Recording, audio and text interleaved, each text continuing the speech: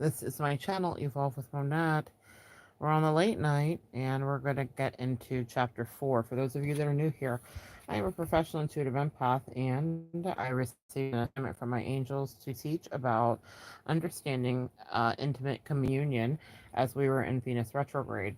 There was no better way to spend a retrograde than to assess relationship dynamics, clean out things that need to be cleaned out from the past, and to regroup and regalvanize your own self sexually, energetically, romantically, emotionally, whether it's family, work wise.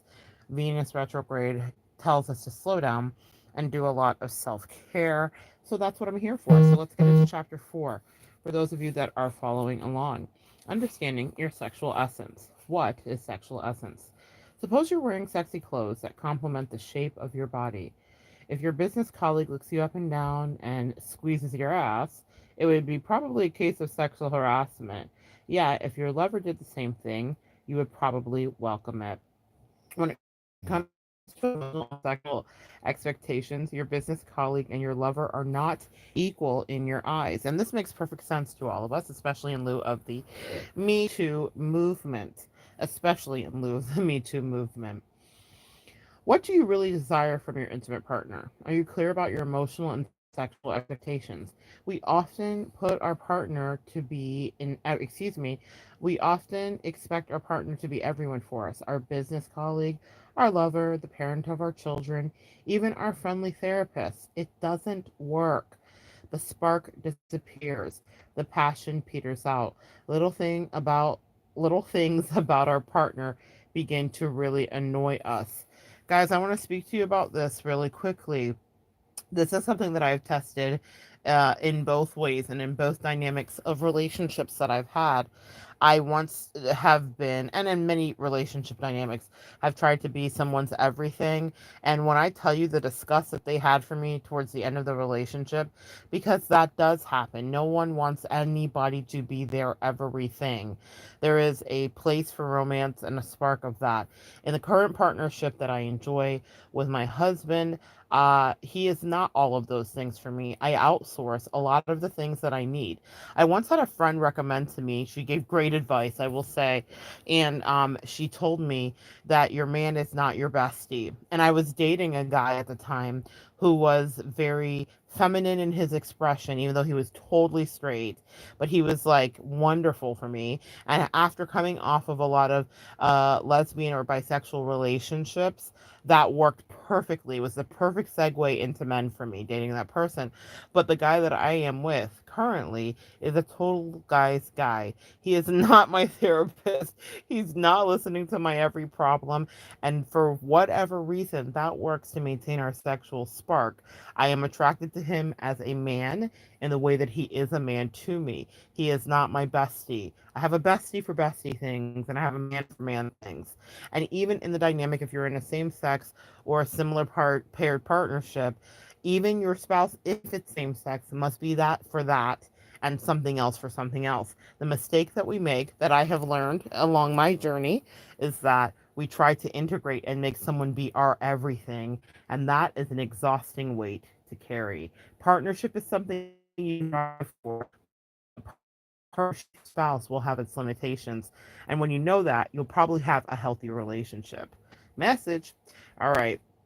So, in our hopes to achieve a 50-50 relationship, which reference chapter 1, if you don't understand what that means, a relationship based on meeting each other halfway and sharing responsibilities equally, we usually forget what drew us together to begin with. Our unique and special gifts as embodiments of the masculine and feminine, not just a gift of the business colleague with whom we can share our financial strategies, and not just a gift of the therapist with whom we can talk to and visit when we need to share about our problems, not just a gift of the child care professional whom we can hire by the day or by the month, but the unique gift that we share only with our intimate partner, the gift of our uninhibited sexual essence. When we've forgotten this unique gift, our intimacies become flat. This is so important to understand. A lot of us, especially my empaths here and my earth angels, have come from histories of trauma, physical, sexual abuse, various things, right? So when we connect with a partner, and I will speak for myself, it is important for me to be my full self with that partner. I am not naturally an affectionate person. I am verbally affectionate, right? My primary love language is words of affirmation. So I will talk to you and love you and bless you and edify you all day. I'm not necessarily going to hug you. So if I desire to be in physical contact with somebody, it means that I let them in and I care about them. And that is not something that I share with every single person that's around me. You know how some people are huggers and that's a thing? That is not necessarily my thing. I've noticed that when I've cared about someone, whether it's platonic or in a romantic relationship, those are the people that are allowed into my physical space. Now, check yourself and see if the same is true for you or the same is not true for you. And that's why this last part that I read is so important, because we are different with different people, and different partnerships create a different synergy and energy with us. So let's talk about what exactly is your sexual essence. Imagine that you live in the future at a time when intimate partners are built from scratch. You look through a catalog, which, I mean, we're in that time, is it not? Are we not building our intimate partners from scratch in Dr. Miami? But I don't think that's how he meant it when he wrote it in 1995. You look through a catalog, picking and choosing exactly what you want in an intimate partner. First, you look at the anatomy section. Quite literally, this is our reality today, guys, is it not? On one page of the catalog, it displays pictures of arms to select. Do you want your partner to have airy arms or smooth arms? Do you want your partner whose arms are stronger than yours or more lithe? You make a selection and continue flipping through the catalog, looking at pictures of eyes, legs, mouths, genitals, and torsos. There are even scratch and sniff pages. Wow, imagine that. You take your pick, creating an intimate partner of your choice. Then you turn to your emotional character section of the catalog. On each page is a whole spectrum of emotional qualities, ranging from joyous to angry, silly to serious, expressive to reserved. For instance, one page is dedicated to control yielding spectrum. Do you want a partner who enjoys taking control of a situation, or a partner who enjoys following your lead? Do you want a partner who likes to make decisions half the time, leaving you to make decisions the other half? Or would you prefer one who lets you make most of the decisions? Perhaps you would like a partner who is very dominant in bed, but less so when it comes to daily decisions. You can create the exact partner you want, so why not get specific? Finally, you turn to the sexual essence spectrum section of the catalog. Each page offers a full range of sexual essences described as expressions of the heart. So that would be the way your intimate partner will express his or her love, affection, and desire for union. Just as your partner's potential arms were displayed in a spectrum of hairy to smooth, massive to frail, the sexual essences are also arranged in this spectrum. The range of sexual essences span from the spectrum from the extreme masculine to one end, and to the more balanced neutral types in the middle, to the extreme feminine on the other end. By choosing a sexual essence, you're choosing the texture of your partner's love. For example, what do you want to feel when your partner embraces you? You can choose from selections like visionary hero, gallant prince, or big and dangerous. Which are the different types located towards the extreme masculine end of the spectrum? Or you could choose from innocent waif, wild goddess, or radiant dancer types located towards the extreme feminine end of the spectrum. Or you might choose your partner's sexual essence from the good friend part of the spectrum, somewhere near the middle. This type of partner has a more balanced or neutral type of sexual essence, which allows him or her to be able to listen to you and really understand your thoughts and feelings. An extremely masculine or feminine partner, on the other hand, may lead all discussions toward deadly serious debates, flowing emotional roundabouts, or delicious sexual embraces. Since the extreme masculine and the extreme feminine speak to such different languages, they often find it more communicative to passionately embrace each other or turn away in silence rather than to speak rational words, which often seems to get in the way of what they really want to say. People with a more neutral sexual essence, however, find it quite easy and fulfilling to speak honestly and clearly with each other without getting into fights or tense silences. This is a place to take inventory of yourself. What's your style? of being in a partnership? Are you the one that wants to talk it out? Are you the one that shuts down? That's extreme masculine and extreme feminine, unable to communicate. How many of us women have dated men that were not able to communicate? So while I have a husband and while I enjoy the fruits of that energy, my husband is extremely masculine. I had to teach him. Believe it, it's such an interesting thing because while I've talked about him having lovely, nurturing feminine traits, in his communication style, he's extremely masculine. I had to teach him how to talk, and we're still working on it. So there is no perfect thing. I find myself, if I were to assess appropriately, to be more neutral on the spectrum. I am very comfortable sharing feelings and letting someone know about my dissatisfaction and wanting to kind of have a discussion about it, even if I'm the one that's uncomfortable, even if I want to shut down and be self insulary. That happens when you're more neutral on the spectrum. That's just where I happen to be, which has worked great for me. As I've already spoken about my bisexuality, it has worked perfect for me because I've been able to balance out relationships with both men and women. But think about you, whether you're fully straight or fully gay, think about which way you disseminate information and how you shut down or open up when the moment is heated and there is a conversation. Those tense silences definitely are more masculine. At any given time in our lives, each of us has a preference. We either want a partner who loves us more in a feminine way, or more in a masculine way, or more in a neutral way. And likewise, your own sexual essence itself, more feminine, masculine, or neutral. It doesn't matter whether you're a man or a woman, your sexual essence may still be masculine, feminine, or neutral. So let's talk about for a moment how you can figure out what your sexual essence is. And he's created a quiz, and I'll kind of go over that for you and see if that works for you and see if you get any information out of it. What I will say here is, though, while I have said that I am neutral, that is not the ideal to be, because in a connection that I had at certain times in my life, one that comes to mind, someone was seeking, it was interesting, they were covertly seeking and wanting to push my ultra femininity or my ultra masculinity at times. So they wanted me to be jealous and they wanted me to like fight and they wanted like girl fights and crazy shit that I wasn't willing to do because that's just not the way I operate. So in that case, my neutral worked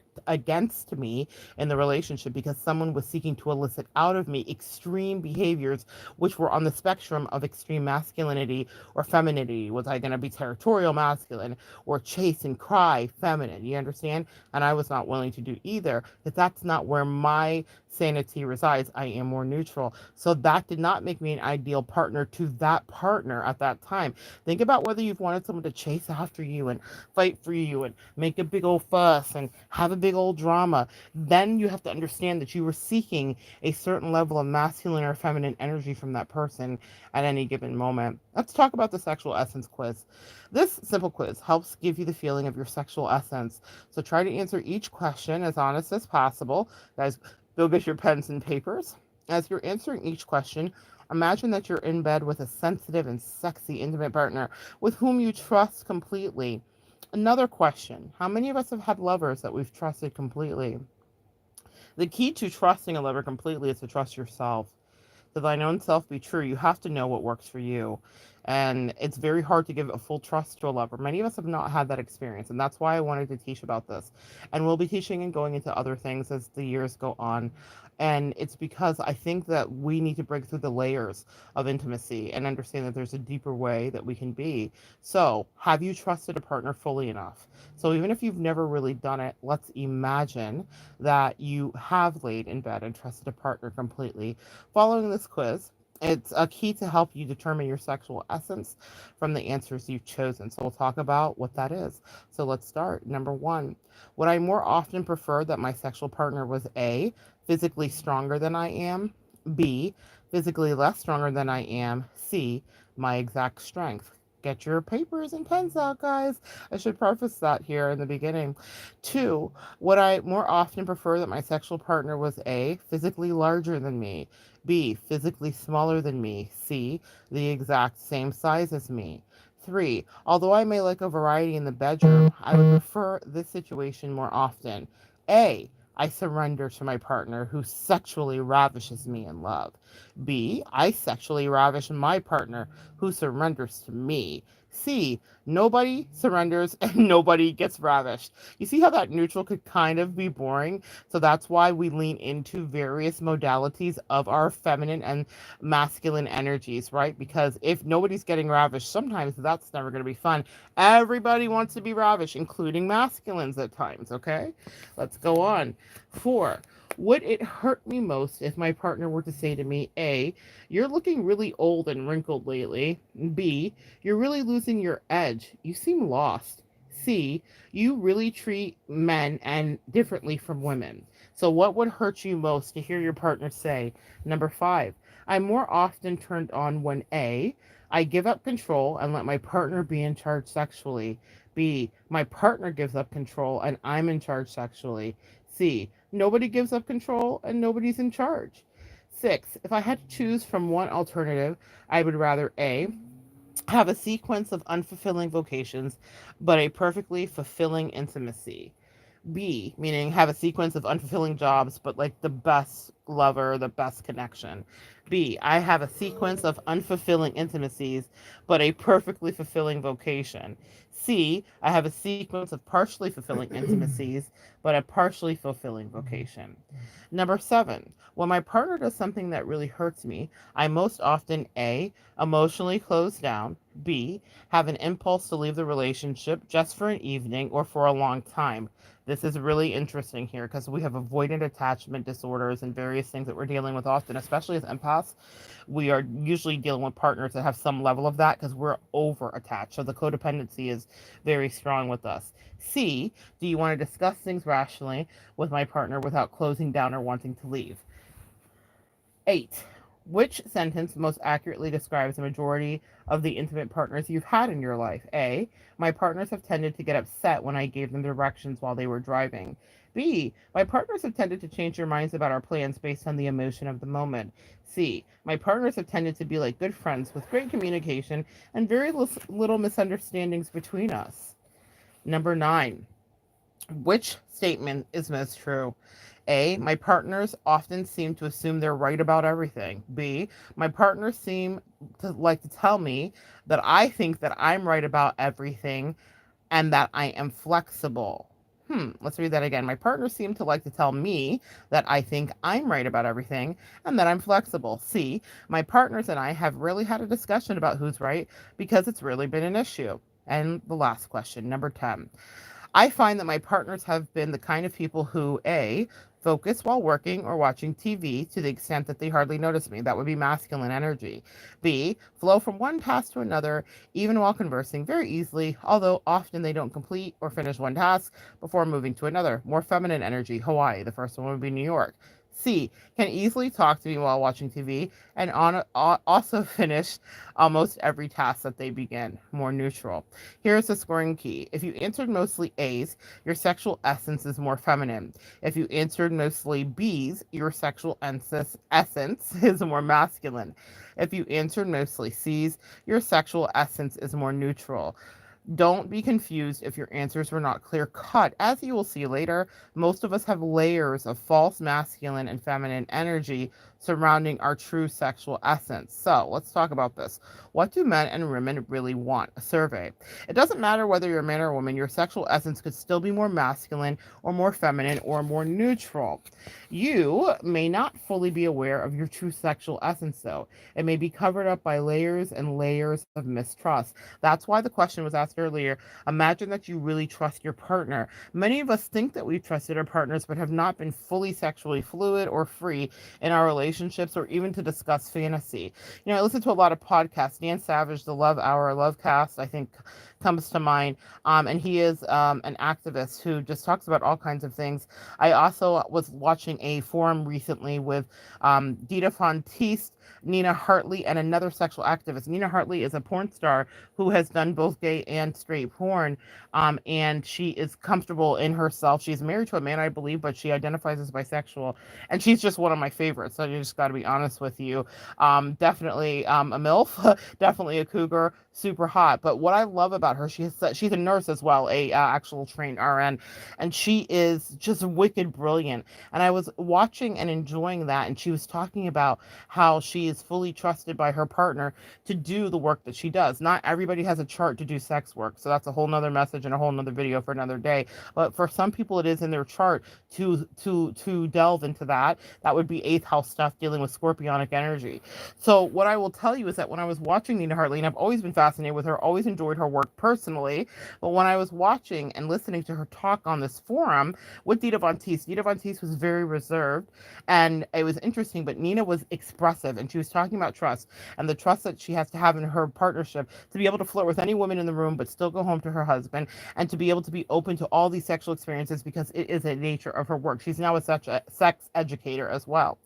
And I thought about the fact that many of us don't really trust our partners, don't trust our husbands or our wives fully, and we are mimicking our sexuality. And that's why I think this is a really important point that the author brings up, that a lot of our layers of our sexuality are buried in mistrust because we've put on these personas, because we've had to be a certain thing, and maybe we projected what we thought was sexy. But until we're fully comfortable with someone, you can't really delve into the deeper layers of that. For anybody that's interested, you may need to check out Nina Hartley's work, and not just the porn. I'm talking about her activism and her education. She's fantastic. But anyway, I digress. Let's talk about this here. Layers of mistrust and denial. You may have developed your opposite energy for positive reasons too. You may have developed your masculine energy in order to succeed at a career, even though deep down, let's see here. Okay.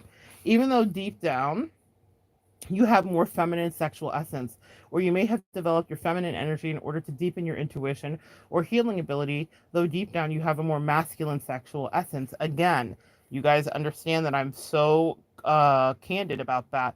I am a healer, I'm a practitioner, I'm a worker. I talk to people for a living all over the world, and I am able to connect with you guys here too. And I operate out of a feminine energy here, but in order to run a business, I had to engage my masculine energy. And also, in order to engage my sexuality in various modalities and forms in my life, I've had to engage my masculine energy as well when the time was right. We all go in and out of that, and that's something that I want you to be really comfortable with, because it makes you a better lover, but it makes you more aware of who you are as well. Okay, so you may feel that you're somewhat towards the middle of the spectrum, or a more balanced neutral person. If this were true, then you prefer a more neutral intimate partner, since you're always attracted to your opposite. However, the vast majority of people are not neutral, but strongly prefer a partner who gives them a particular masculine or feminine gift of love.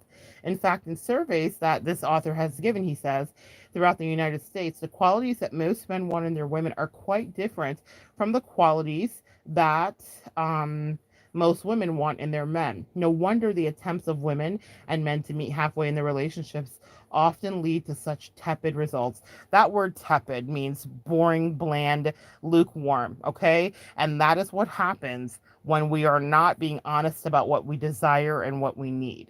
Okay, to be ravished, to be taken over may be a need. To be in the submissive position may be a need. A lot of masculine women I have found that I counseled myself, if they are go-getters and CEOs, have a need to submit in their own way. They just want it to be with someone that they can fully trust, someone who's fully vetted. They want to submit, they want to be kind of taken over, they want someone to take the lead. They will relinquish power in a way in their private lives that you would never see them do behind a desk, because they're in their masculine energy and they have to be invested in that in order to their mind to succeed. You get it? So that's just something that I've noticed in my journey when I've been counseling women as well, that they have very submissive ideas when they're home and it's quiet. When all is well on the home front, it's like they want to submit, but they are not allowed to exist in that, because that's not what society allows, and that's not the energy that you're in when you are acquiring things. It's masculine. So, this is why those type of relationships result. Most women and men don't want a sexually halfway partner. Who wants anything that's halfway or half-assed, right? They want an enlivening feminine or masculine gift. In the workshops that David did, he says that he's led across the United States from Hawaii to New York.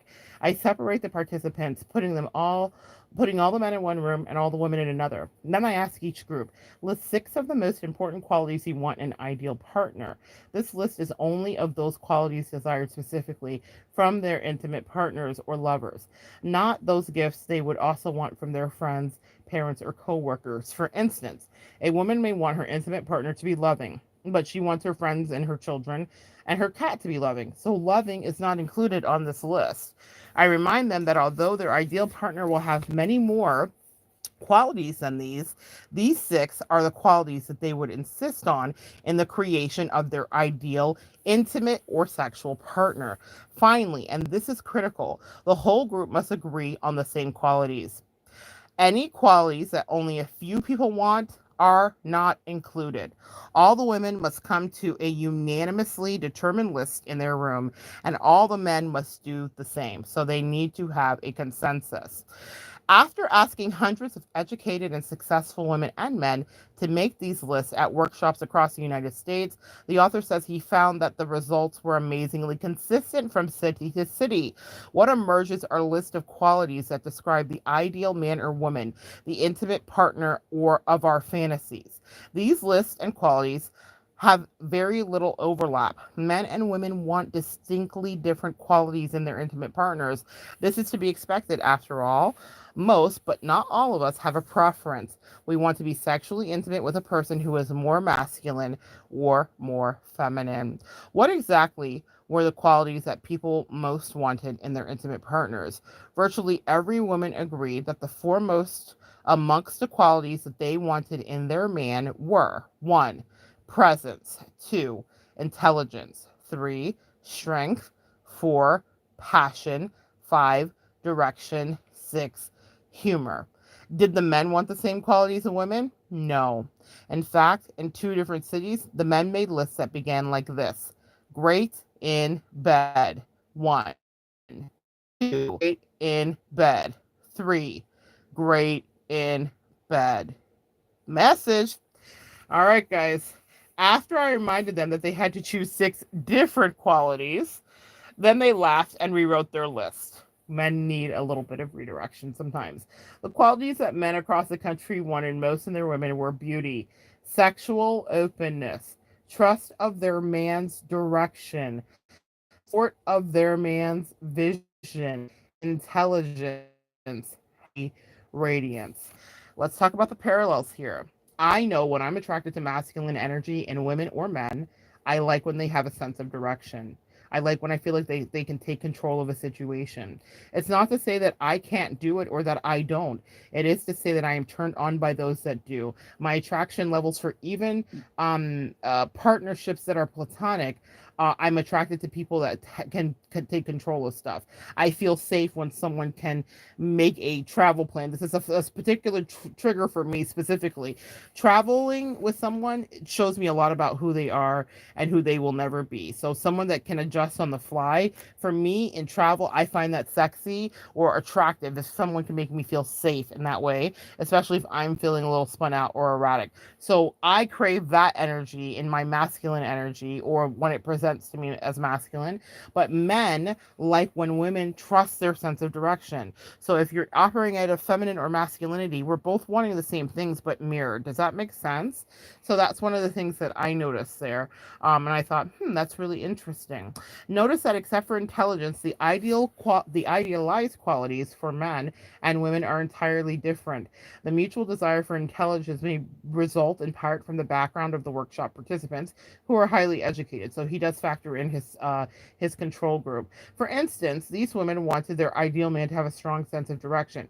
Although this may also be a quality that men want in their women, it never showed up on any of the group's list as one of the top 6 qualities that men wanted in their ideal intimate partner. The reciprocal was also true. These men wanted their ideal woman to trust their direction, but apparently wasn't as important to the women that their ideal men trusted theirs. More important, the women to the women, it was their ideal that the man be full of presence, strength, passion, and humor.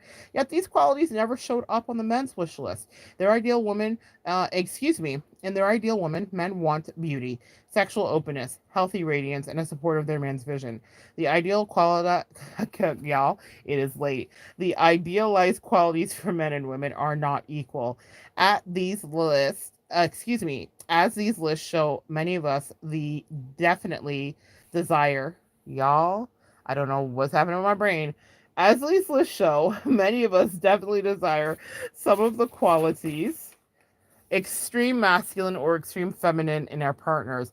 Many of us definitely desire sexual polarity or a highly charged attraction in our intimacies. We may want a man full of presence to desire us and to come forward in confident love, or we may want a radiant woman to desire us and to respond to us by trusting and opening and inviting us deeper.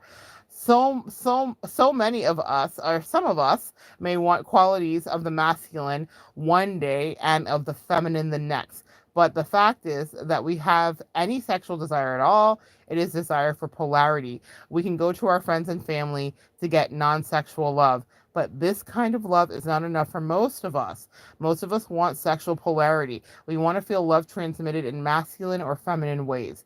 Some of us might, if we had that catalog in the future, choose a partner with an interchangeable sexual anatomy, but very few of us would be turned on by a neutralized blob of pink flesh, interdeterminate of the sexual organ. Some of us might prefer an intimate partner with an unchanging anatomy, male or female, but with an interchangeable sexual essences, we sometimes want a strong masculine tiger to pounce on us, and at other times we want a coy feminine pussycat to lick our fingers. The point is, whatever our sexual preference, heterosexual, homosexual, or bisexual, very few of us would choose neutralized anatomy and a neutral sexual essence in a partner with whom we want to share passionate sexual loving exchanges with. It is the uniqueness, the non equivalence of the masculine and feminine form, and the essence that creates and sustains attraction and sexual polarity in our intimacies. When we deny the differences between masculine and feminine sexual essences, we deny what most men and women really want in their intimate partners. We end up being dissatisfied with our partner's way of loving us. We end up neutralizing the very passion that drew us together to begin with. My guess, based on surveys and workshops around the country that the author says he's conducted, is that roughly 80% of the women have feminine sexual essence and 80% of the men have masculine sexual essence. About 10% of the men and women have neutral sexual essence, and about 10% of the men and feminine 10% of the men have feminine sexual essence and 10% of the women have masculine sexual essence. Therefore, I will frequently use men in my examples with people with masculine sexual essences and women in example with feminine sexual essences. This will apply to roughly 80% of you reading this. If you feel or listening to it, if you feel that you're a man with a feminine sexual essence or a woman with a masculine sexual essence, simply reverse the genders in the examples. Keep in mind that your sexual essence is mostly easily discovered in your secret desires for an intimate partner. For instance, you might be a very successful businesswoman, a woman who's a real corporate warrior, and yet also want to be with a masculine man. That is, you may have successfully developed your masculine energy to be successful in the competitive world of masculine business, yet still feel like a goddess deep in your heart and want to be cherished and honored as a feminine woman. This is what I was talking about. So, as I've counseled women that are CEOs and bosses a lot, and I've gotten to work with all kinds of really cool, interesting people, heads of companies, and people that are working for JP Morgan and starting their own companies or have their own companies that have been established for many years. Powerful women are some of the people that I get to counsel, and it's incredible. And I notice that they yield so deeply to the masculine energy. I notice in myself, as I am a creator and a business person, that masculine energy matters a lot to me. Doesn't matter who I was dating, what they look like, whether I was dating someone that looked like a quote unquote stud, so a masculine presenting female or lesbian or bisexual person, or a masculine energy that was actually in a male form and body, but I needed some femininity there to soften it. That's what worked for me. But I noticed that to some form, I desire to have someone who has and it doesn't have to be conventional, but masculine energy. It does need not be necessarily what you're thinking and like outright like I'm thinking of 300, you know, that movie with all those like super uber alpha male energies. No, because I've dated people of all spectrums, kinds, heights, shapes, sizes, and colors. But the thing that I've noticed that's been a common thread is that they were doers and people that were able to get things done. And then, you know, if you're neutral, you can have fun because you can yield into whatever that is. So decide for you what that is. Just because you developed a certain facet of your personality to survive in society doesn't mean that that is who you are in the bedroom and sexually. You might want to be loved and cuddled and rubbed and adored and have someone like be all up on you. Think about what makes you feel happy and juicy, right? Social equality and sexual passion. One problem in our intimacies today is that many of us have confused social gender equality with the neutralization of our native masculine and feminine sexual essences. We must differentiate what we want in bed from what we want in the workplace, what we want in passion and in our intimacies, but neutrally in the employment office. We want our intimate partner to cherish and appreciate our sexual essence and anatomy, yet we want our sexual essence and anatomy to be ignored when we are conferring in the boardroom, and that is normal. If we confuse the functional roles in the workplace with the naturally different sexual desires, most men and women, everybody suffers. The feminine sexual essence must be honored in its own right if the intimacy is to flower. As a must, the masculine sexual essence, however, in the workplace is often placed as a higher value over the masculine way of operating and often demands that both men and women act more business-like.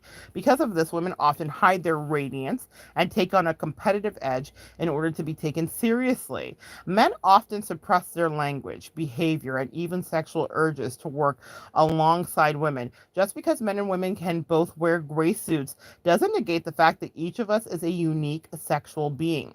As individual men and women in the economic and political world, we should all be given the same opportunities and treated with the same respect and equal eye. In an effort to achieve this, men and women are learning to treat each other as equals to some extent and even treat each other as non sexual beings. Unfortunately, we've confused the equality of the workplace with sexual neutralization in our intimate relationships. In our intimate relationships, we have inadvertently negotiated the neutering of our sexual essence in order to be treated as equals. We need to make a distinction between what we want in the workplace and what we want in our intimate lives together.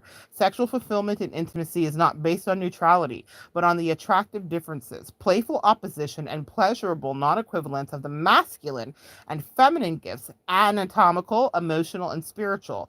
This is a key to why modern ideal of intimate relationships can be so dissatisfying.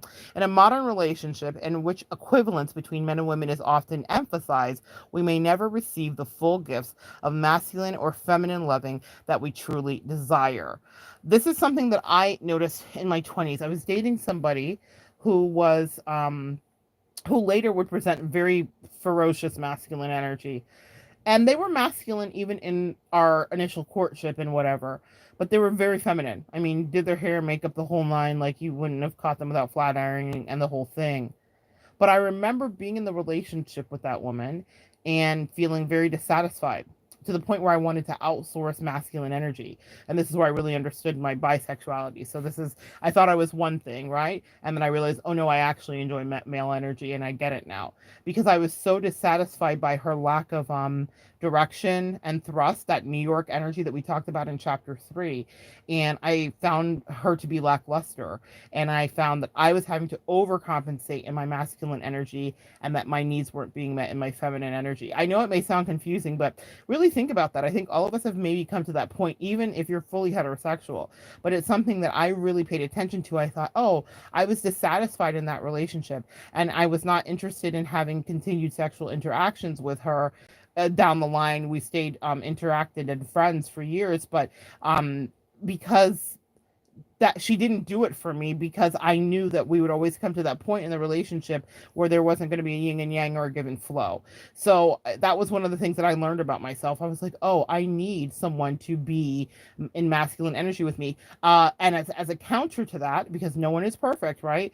I remember being in a relationship with a woman who said to me, we were out like swimming at the creek, we were at Chimney Rock in Asheville, North Carolina, and we were camping, and it was like my first love. And we'd been together for years, off and on, and we were out there with her family, and there was this group of guys, these group of Spanish guys that were just like oogling her. She was the masculine presenting. She was literally had her CDL. The first gift she ever gave me was a welded flower, made out of nuts and bolts and screws, and it was so romantic. And she, trucks. She did over the road trucking. She was a diesel mechanic. Like, she was totally masculine presenting. The only thing feminine about her was her name, which was Jada, and I loved it. And in any case, I remember her saying to me, even though she was the masculine energy in our relationship, that I did not look at her the way those guys did. She was not bisexual. She ended up being with women her whole life. That was not her thing. But I realized such an important lesson, and that's what I'm trying to get you to hear here, is that she was craving a certain level of masculine energy from me that she did not feel that she got from me, because in our relationship, quote unquote, I was in the feminine energy, quote unquote, I was the girl, right? Those were the gender norm roles that we were playing. And she wanted someone who treated her like they were her world. She was craving a certain level of masculine energy from me, even though we had agreed to the roles. She liked the roles that we were in. She dictated the roles we were in, but she was also a woman, and she needed something that I wasn't giving. And even though we went on to date for years, when we did break up, she ended up with someone who was more masculine presenting as a woman, because that's what she needed, was to feel that kind of desire and love. And I remember feeling the same thing with a girlfriend I had after her, and I thought, oh, I get it now. Do you understand, guys? So I'm so delighted to get to share this with you from my perspective of my sexual experiences, but put it onto yours and see if you have not felt that, maybe with a guy that wasn't giving you what needed to be given. You didn't feel desired by him, and so it kind of turned you off, and it got neutralized, and you felt neutered in the relationship. And if you're fully straight, you're like, I wasn't into it because I didn't feel like he was into me. That's essentially what my Jada was saying to me all those many years ago, and I wasn't giving her what she needed. Even though I loved her loving me, she wanted to be loved in that way, and I hadn't gotten into my flexibility and my neutral energy, and I was new. It was brand new to me, so I didn't get it, but I got it later when it was done to me and I wasn't getting what I needed. Does that make sense? So think about how that works for you, because we all, that whole being treated as equals, it's an interesting thing, because we all have things that we truly desire. So let's go back here.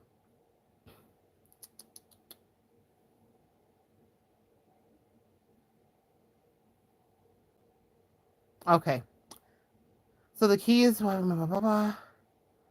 So in a modern relationship, which is the equivalence between men and women, which is often emphasized, we may never receive the full gifts of masculine or feminine loving that we truly desire. In order to express freely our loving and intimate communion, we must be free to express our native sexual essence, whether it be neutral, masculine, or feminine, blocked up and covered, or over sexual essences. Let's chat about this.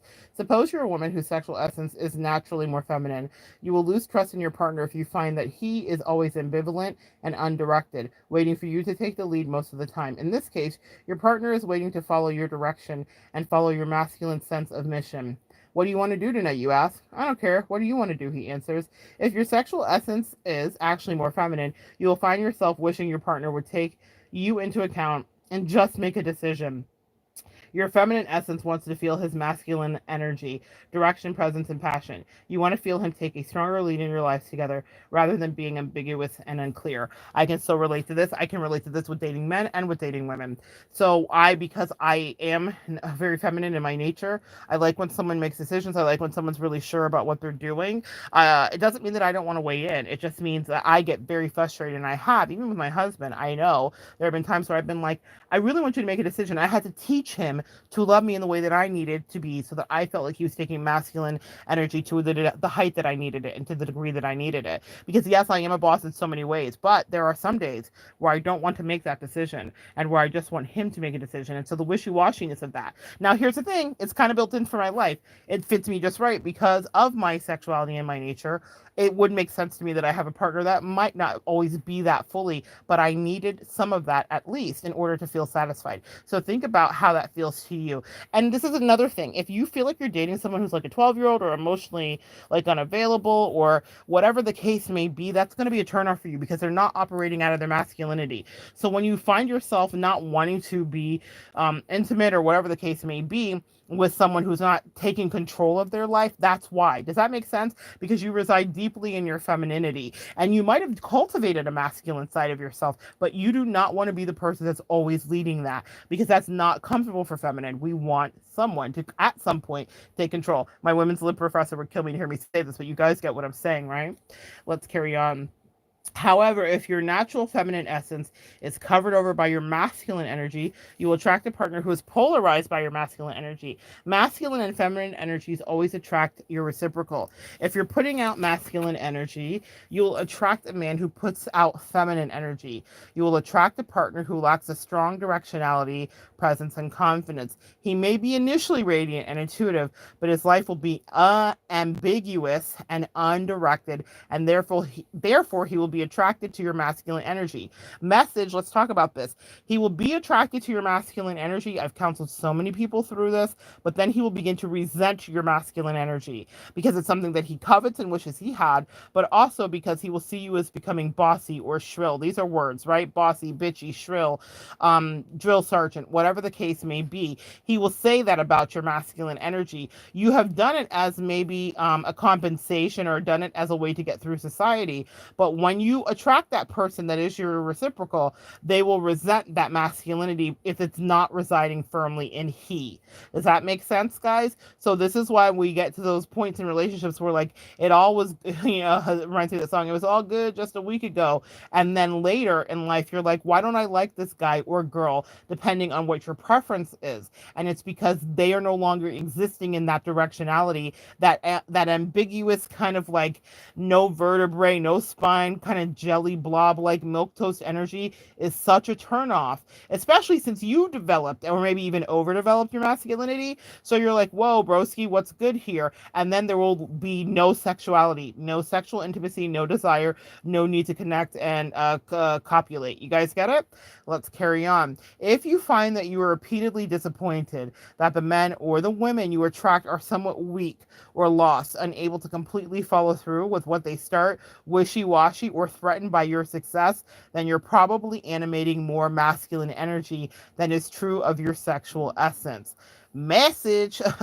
Your feminine sexual essence may be looking for a really good source of masculine love, but the masculine energy you're putting out is attracting men who need more masculine in their lives and who are therefore attracted to yours, but they don't fulfill the deepest desires of your feminine sexual essence. This is what I noticed in one of my connections too, and I have to share it with you because I wasn't getting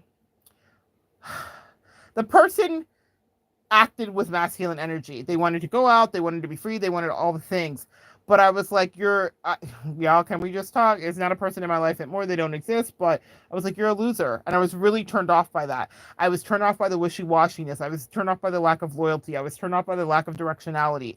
And I realized that, like, what I wanted from that person was more masculine energy because that's what they postured to the world that they were.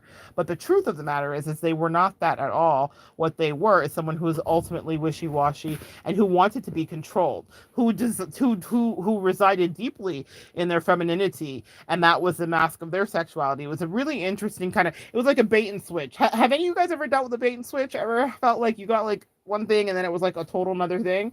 And that's what I was dealing with. And I was like, this is interesting. You are not the boss, the emperor, the person that I thought you were. So some of us have had that moment. So, and it doesn't fulfill your deepest feminine desire. So suppose you're a man with a naturally masculine sexual essence. Time after time, you're disappointed by your intimate partners. You seem to attract women again and again who don't trust your direction and who are more directed in their lives than you are, or who insist that you follow their direction even though you want to follow your own direction. If this is the case, you've attracted partners who are animating more masculine energy than feminine. If your sexual essence is masculine, the only way you could be attracting such women is if your masculine expression is blocked. Thus, your potential partners feel your more feminine energy. They feel they have space in the relationship to fill their masculine energy up with directionality, even though deep inside you're not turned on by a partner who usually wants to take the lead. If you've had a series of intimate partnerships that ended because you no longer found that your partner was woman enough or man enough, then you probably are animating false sexual character yourself. Message, take a look at yourself. Probably you're putting out less masculine or feminine energy than would be natural than if you were free. Therefore, you attract a partner who is polarized by your diminished sexual essence. That is, a partner who also expresses relatively less masculine or feminine energy than is his or her true essence. If you're falsely neutralized, then you will attract partners who are falsely neutralized, indecisive men, and pushy women. If your sexual essence is actually neutral, you prefer your partner to be more neutral and balanced between masculine and feminine.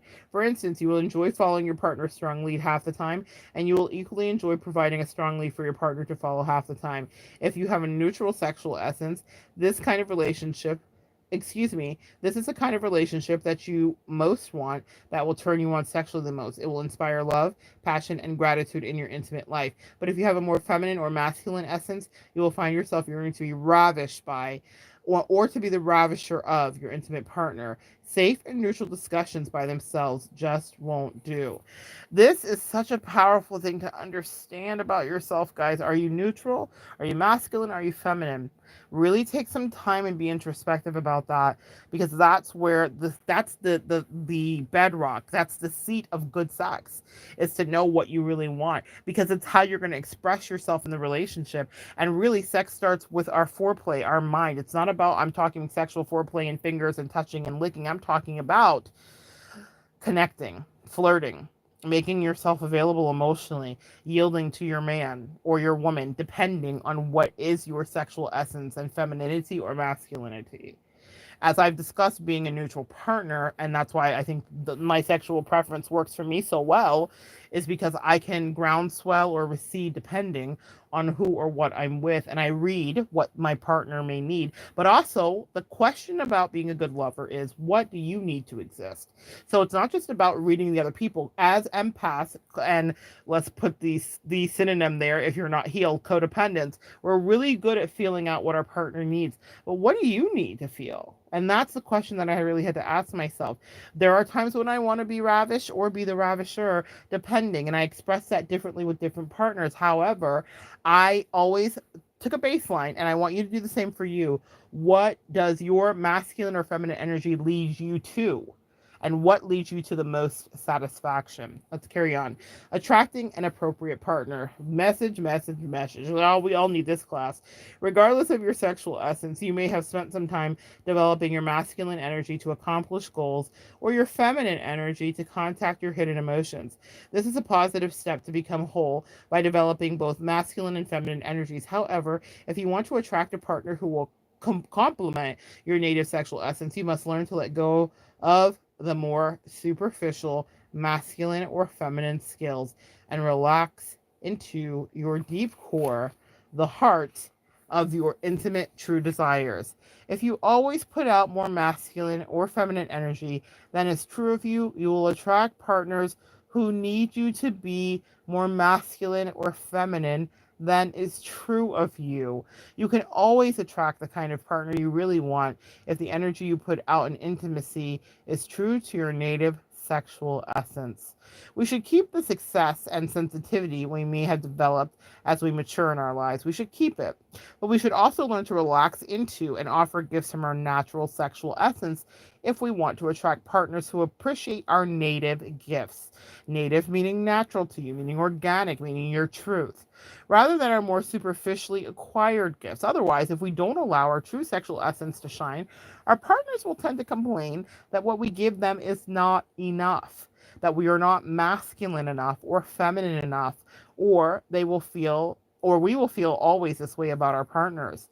In your intimacy, you will always evoke in your partner the reciprocal of your own energy. I want to give an example. I have a friend. I call her my Ethel. Ethel, if you're listening, I'm going to use you guys as an example. Ethel is ultra feminine. There is no ambivalence about her sexuality. She is a heterosexual, cisgendered woman, and she is ultra feminine. And she's taught me so many lessons in the observation of her and her partner, her spouse.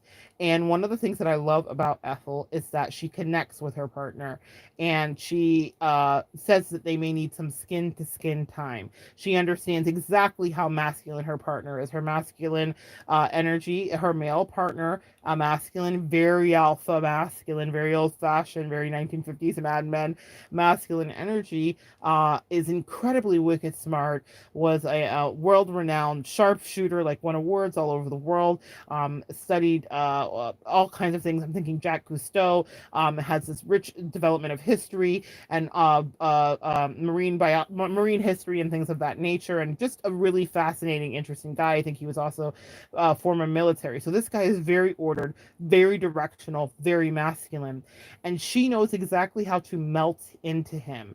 She is a Pisces, for anybody that is curious, because I care a lot about our zodiac signs and it factors in. Pisces are beautiful lovers because what they do is they pour into their lover like a vase. They're lovers of vase, and Pisces is the water that fills every crevasse in that vase without ever being asked. But there is an exchange that is needed. So sometimes she needs her masculine to take off his mask and be fully masculine with her. But she's so good at being feminine. She's taught me so many beautiful lessons about what it is to melt into your partner. She does things that I notice specifically when he steps into the room. There is a true batting of the eyelashes. There is a true, it's not a lowered voice, but there's a softness in her voice. And it's not that her voice is harsh. She actually has a soft spoken voice in any case, but there is this ultra femininity. Almost reminds me of Marilyn Monroe, one of his favorite movie actresses. No surprise, because he covets and desires ultra femininity, right? So she does things that are Monroe-esque, and not on purpose and not because he covets it. This is just her natural reaction to his masculinity. I wish you guys could see it, because in their interaction, she teaches a masterclass about being very comfortable in the way you identify. She identifies with femininity, and he thinks it's delicious and delights in her femininity because he gets to reside firmly in his masculinity, and they have a relationship that has gone on for years with growth. And there are stubborn moments and moments that everybody doesn't love, because we all have relationships dynamics like that. But when they are good, oh my God, they are very, very good, because they are both rooted in who they are. So that's something that I wanted to share with you. When you know who you are, it makes the relationship so fulfilling, because she knows exactly what to give him, from stopping to say, I'm so glad to see you. Like, it's so authentic and it's so dripping with sexual energy, but it's so innocent and it's ingenue. That's the word. It is ultimate femininity. Brilliant work there, Ethel. You've taught me so much if you're listening. But anyway, I think that it would be something anybody on any end of the spectrum would aspire to. She's so rooted in who she is that she brings out of him his ultimate masculinity, which makes her feel loved and protected in the best ways. Okay, so let's carry on.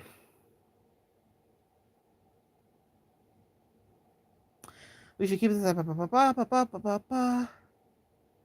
Okay, so otherwise, if we don't allow our true sexual essence to shine, our partners will tend to complain that we aren't giving them enough. In your intimacy, you will always evoke in your partner the reciprocal of your own energy. If you begin to animate more masculine energy, for instance, by concentrating on your career, your partner will feel the need to carry more of the feminine energy of the relationship. And if you begin to animate more feminine energy, for instance, by taking a retreat from your worldly challenges in order to reconnect with nature, your body, or your emotions, your partner will begin to carry more of the masculine energy of the relationship. That is, if you are a woman with a feminine sexual essence and over time become more and more directed in your life, then you can expect that your man will become less and less masculine, weaker, less certain, and less willing to take the lead in his loving of you. Or he may be trying, or he may try butting his masculine head against yours, since challenge and competition are natural forms of masculine communication. If you express more masculine energy, you can also expect that your man may begin looking elsewhere for a source of feminine energy, perhaps a more radiantly feminine lover, frequent massages, or trips into the feminine energy of nature via surfing, snow, hiking, golfing, fishing, or flirting. This is something that you guys need to know. This is where the affairs stem from.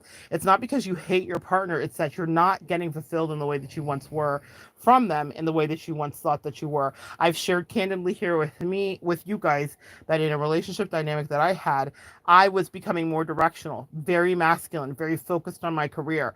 And so I had to take my gaze off of my energetic partner. It wasn't even a sexual connection. It was an energetic partner, but we were expressing sexuality as well.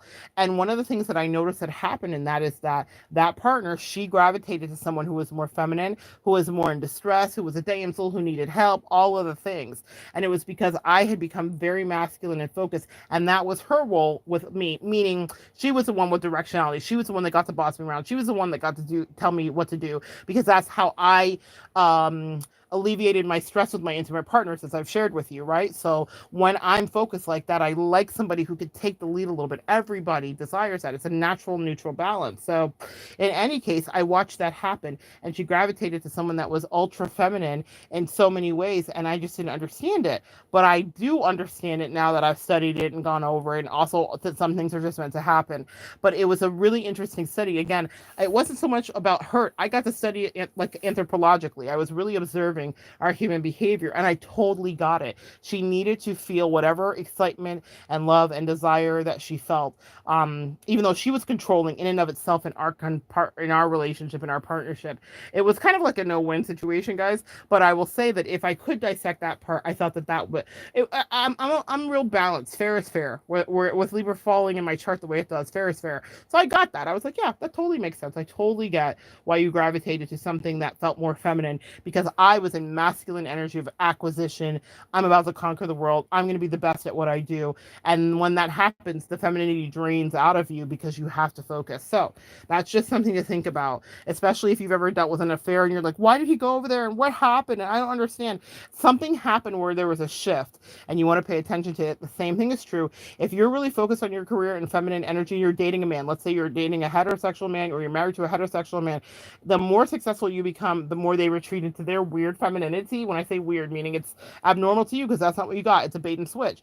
And then you're not attracted to them. They're weirdly not attracted to you, and they resent you, and then they want to fight you. That masculine and masculine communication of headbutting and challenges. So now you don't have a partner, you have an adversary. It gets crazy, guys, so pay attention to that. So he says, da, da, da, da, da. So, that is, okay, more than masculine. That is, if you're a woman, if it's like become over time, directing your life, and you expect your man being less and less. Okay. Or you may be, okay, budding his masculine energy. If you express more masculine energy, you can also expect that your man may begin to look elsewhere for a source of feminine energy. Like I said, perhaps from a more radiantly feminine lover, frequent massages, etc. If you're a man with a masculine sexual essence, and over time you become ambiguous in your outward life so that your mission becomes weakened or unclear, then you can expect that your partner will become less and less feminine, less radiant, less vibrant, and more insistent on taking the lead in her loving for you. She may feel that she needs to take charge of the relationship since your masculine energy has diminished. So, ladies, we will compensate. So that's what happens when you're not attracted to your guy anymore. You start to feel that slipping, and you're like, I have to take control because he just won't. And you're not the attraction is diminishing because he's leaving his masculine energy behind. You start to take over that, and then now you're not polarized anymore in the attraction. So you can also expect that your woman will begin looking elsewhere for a source of masculine energy. Another lover, perhaps, even just a masculine friend, or perhaps the masculine energy of a successful career or worldly cause. This is what I was talking about a few beats ago when I said that in my 20s, when I felt lost in a relationship and I was like, I'm not getting what I need from this woman that I was with. I didn't understand all these dynamics. I didn't have the words to put on it. And I literally started seeing a guy, because I felt like I needed to have that energy. I needed to feel like someone wanted me because I was a wanter of her, if that makes sense. And I just needed that balance. So it doesn't matter your sexuality. It doesn't mean that everybody's prone for affairs, but it does mean that we will outsource. We always outsource. Now, you can do it in healthy ways, and I talk about that a lot in some of my other videos, or you can do it in the ways that what happens here is a sneaky link, because you're like, I need to feel this juicy energy. I need something delicious. I need to feel validated in this way. And when it's diminished in your relationship, you will inevitably outsource it. none of us are creatures that we're just going to reside in misery. Not many people will resign themselves to a life of that. So you can expect that your woman will look elsewhere for that and will find a friend or something of that nature. As a culture, we've grown from the old days. Men and women no longer are as stuck in the roles of sexual stereotypes as they used to be. Men and women are more free to act in whatever style they choose. Naturally, the first thing men did was to balance their outdated macho energy or machismo with a more emotional and relational energy of their internal feminine. Likewise, the first thing that women did was to balance their outdated submissive housewife energy with a more competitive and assertive energy of their internal masculine. Men and women are no longer dependent on each other for a wholeness as they were in the old days. Men have developed their feminine energy and women have developed their masculine energy. This is a step in the right direction, but there is another step to take if we are to end the epidemic of so-called wimps, ballbusters, and lukewarm relationships. So what is that other step? The 50-50 squelches our sexual essence. Let's talk about it. I am suggesting, and that I am is the author David, that as we have grown into wholeness, many of us have lost touch with our true sexual essence and texture, as well as our partners. So we aren't getting what we really want in any capacity in a relationship. Instead of enjoying the uniqueness of each person's sexual essence, we often settle for fair, relatively healthy, yet mediocre sense of equality. For instance, we may think that we want to share the old style masculine and feminine responsibilities equally with our intimate partner, so we agree to a fair 50-50 split right down the middle, but we don't really enjoy cooking half the time or changing the oil in the car the other half of the time. It just doesn't feel authentic to our core. It doesn't feel like our true gift. Our sexual essence ends up feeling squelched. It's not completely fulfilling, but at least it's fair. We also end up unfulfilled when we disregard our sexual essence of our intimate partner. For example, we want our partners to be receptive and listen to us as if they were our therapists, but we also want them to ravish us as if they were gods and goddesses of loves. Our partner may become so used to giving us space and listening to our problems, however, that they no longer feel free to be spontaneous and ravish us with a wild force of their love. Y'all, who doesn't love to be ravished? Who doesn't love sexy time in the middle of the night, afternoon delights, morning time love, all of that stuff? That diminishes when you make your partner your therapist. You can have therapists that are friends, and you can have a partner that's a therapist, but there will be diminishing of that sexual polarity, because when they start listening to all of your problems, that goes out of the window. Does that mean that you cannot talk to your partner? No, but there has to be a balance. Best advice I ever got, like I told you, was from that friend that said your man is not your bestie. And I was trying to make it all be one. I was like, no, let's have the ideal. This woman was rawly sexual that gave me this advice. She, I would call it, she said it herself. She said she fucked for sport.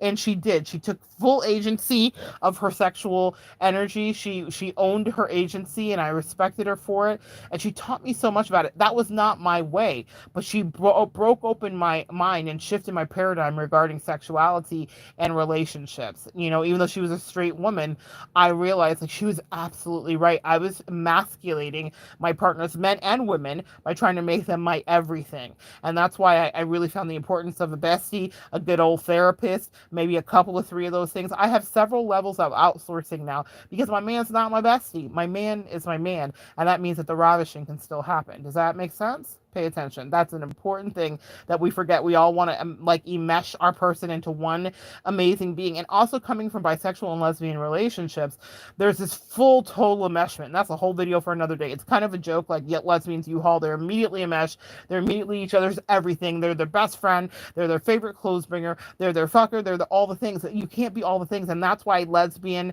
deathbed is something that happens. Message for those of you guys who are familiar with that phrase and term, where sex just stops because a polarization stops because you made someone everything and it was too much. So that's what I bring to you from that world, from the LGBTQIA world, is don't make someone your everything. And codependency in those relationships will squelch out. That 50-50 will squelch out that sexual polarity and kill the sexual essence. So you want to feel like that you're a goddess and god of love, and our partners will be so used to giving us space and listening to our problems, however, that they no longer feel free to ravish us, like they said, with their wild force of love. We lose touch with the unique expressions of our sexual essence of our partners. We get confused. Our partners get confused, and both of our true desires remain starved. I was malnourished in my last connection, just freaking malnourished. And that was something, and I fed myself food to compensate. That's a whole nother book for another day. How we will overcompensate and medicate in many ways: alcohol, drugs, other sexual partnerships, sexual addictions, and food, shopping, gambling, you name it. We have a myriad of ways to fill the hole when we don't feel like our hole is getting filled. Can we talk? All right, so let's carry on. Our obligation in intimacy is to give and receive the deepest gifts of love, gifts that are unique to each person, that cannot be predetermined by some outdated cultural idea of the proper roles for men and women, or by modern cultural ideas that men and women should be more alike, capable of, or interested in the same careers, emotions, and life goals. Ongoing passion and growth in intimacy requires us to let go of our ideas of what we should be doing and instead trust the wisdom inherent in our unguarded heart and in our uninhibited body. By becoming conscious of our native sexual essence, we are no longer confused about what we want to receive in intimacy or from whom we want it. We are empowered to give our unique gifts as sexual beings and also to attract a partner who will give us the special gifts that we want from our chosen source of intimate, emotional, and sexual loving. Not from our friends, business partners, and therapists, but from our lover, our consort, our spouse. When we are ready to grow beyond the fair but flat confines of a 50-50 relationship, we learn to reconnect with the great gifts of our unique sexual essence. We learn how to trust it, how to give it, and how to receive it from our partner. We can stop treating each other as generic people and begin savoring the fresh delicacy of uninhibited sexual essence. And that commences chapter 4. What I want you guys to understand is that there's more. And like I said, the goal is to finish this before January 29th. There are 12 chapters in the book. We're in chapter 4. We head into chapter 5 the next time I am so inclined to spend an hour reading to you and sharing with you. But this is one of my favorite things to do, is to teach. And I love this because for even if there's only 13 people that watch this, then that's 13 people that will transform their lives sexually, or at least identify sexual polarity, understand where you reside, whether it's in femininity or masculinity, and I am elated. It makes me so happy to know that this is going to propel you into better sexual connections, and forget just about the sexual part, better connections, period. It is important to know who you are. It's also important to triage why something might not be working. A lot of us are in relationships that could use some tweaking. A lot of us need some new, fresh ideas about how to make something work. I will share something with you regarding masculine energy in my marriage specifically. I made a concerted effort. Remember, I talked earlier, if you were paying attention to the earlier chapters, about the Joy Luck Club and about how I saw that marriage that was 50-50 and I hated it. And I realized that I did not want to be financially or emotionally ever in a 50-50 relationship, because that was the most sad of all the relationships depicted in that movie. That was the one that struck me as the saddest, which is interesting because you've heard me say that I relate a lot to neutrality.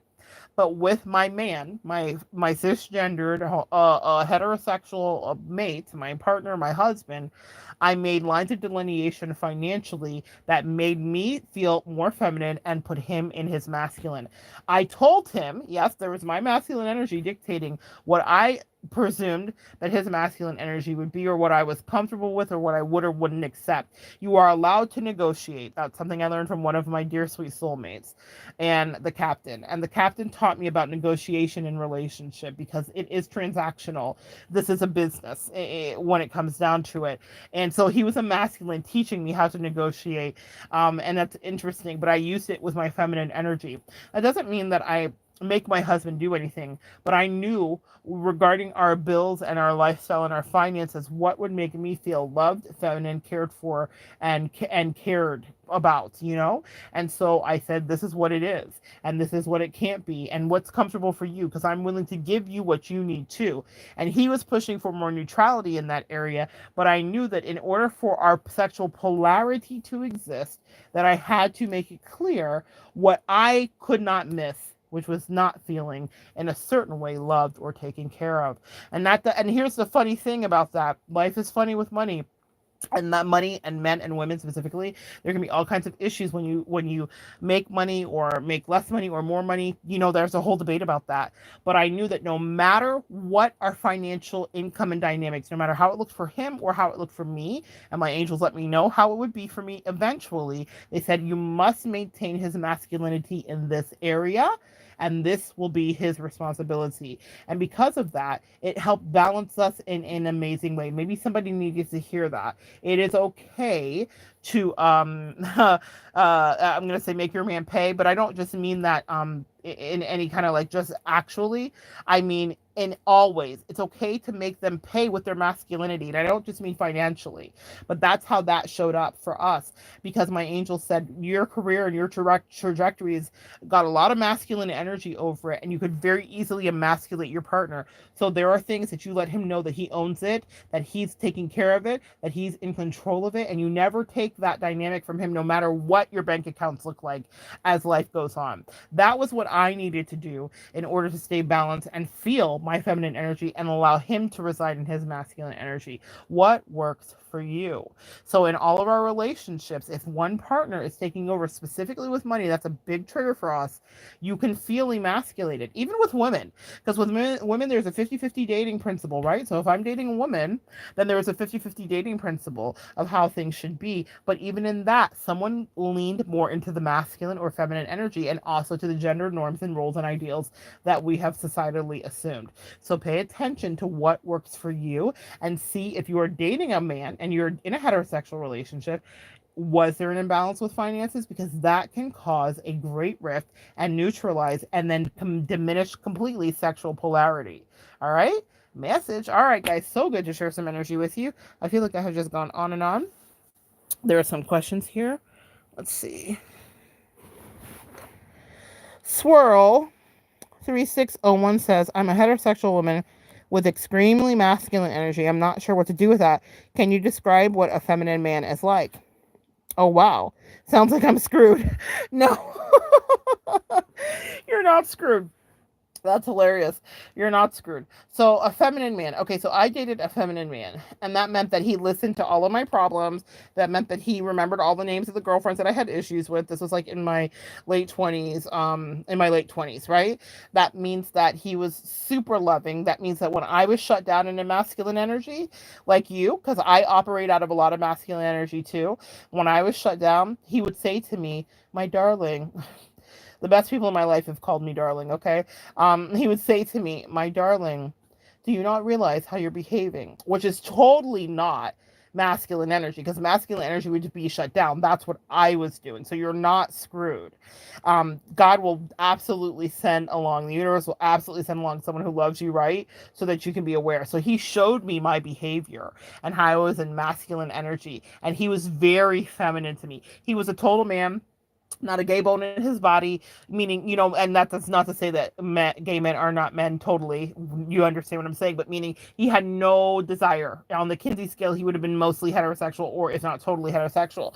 But he was alpha. He was a sea captain, and he controlled not only his ships but men. He ran crews, so he was very directional, right? But with me, for whatever reason, he was the epitome of femininity. He loved kissing, he loved making out, he loved enmeshment, he loved laying in bed for hours. These are things that I had experienced with women. Do you understand? So I had only ascribed that this could happen with my bisexual or lesbian relationships. When I got a man who was like all man, shaved every day, several times a day, just like with a Scottish brogue and the whole thing. He was like total man, retired CIA, the whole thing. He was as masculine as it could be. Me and my friend used to joke and say that he was really like a spy, and his alternate name was Sergey. He was super masculine, But with me, my God, he melted into just such sweet femininity. And I don't know if that he was married several times. He was like totally like total broski in that way. I think he had like 5 wives.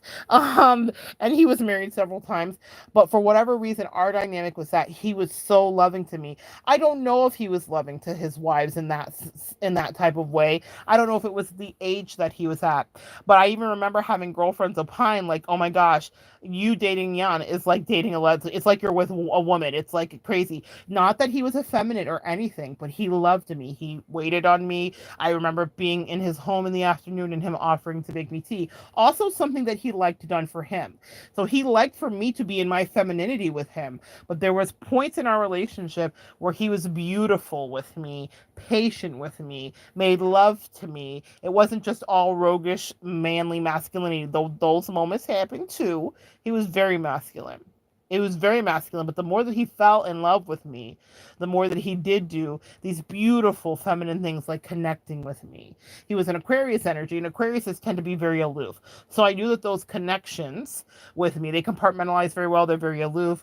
And those showed up later in our relationship. But when we connected and when we were intimate, and I don't just mean sexually, I mean my best times in life are laying in the afternoon and us just talking for hours. That's very a more feminine energy than masculine. So you're not screwed. It is possible to find that. Even now, my husband, who is a masculine energy, takes care of me and has moments where he evokes femininity, even though he might not love me to say it, but he is nurturing. He's the cut the crust off your bread kind of person, cut my carrots in little pieces as I've been sick. Like, he's a sweetheart and he loves animals. And there's just, there's different ways that you might get that expressed to you. So please never think that you're screwed.